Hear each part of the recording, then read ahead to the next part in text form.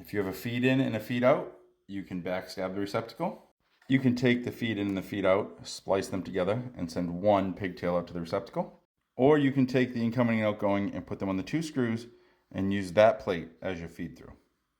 The proper way to settle a debate between electricians is to reference the code book. If you go on Paul Abernathy's page, Master the NEC, and start dumping out opinions with no reference to the code to back up your opinion, he'll just block you. Mike Holt has this warning on his Facebook page. Comments and statements without a reference to the NEC are not welcome and will be removed. That's how it's always been since I've been an electrician. Code settles the debate. You can have your favorite way, I can have my favorite way, but we can't say the other guy's wrong if his way is covered by code. That way is not covered by code. I just leave that up there to trigger some comments. The reason I bring that up is because the only topic I found where this seems to fall apart is how to feed through on a receptacle box. There are guys who will claim that only one of those ways is acceptable and any of the other 2 are horrible. They're absolutely trash.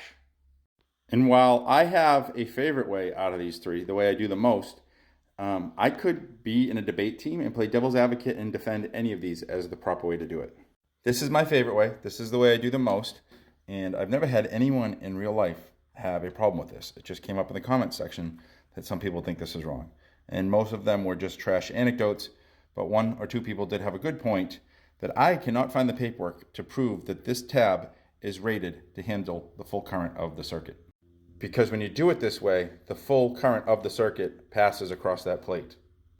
So last week or the week before, I contacted some manufacturers and I'm going back and forth and I'm trying to get paperwork that says what that tab is rated for on a feed through.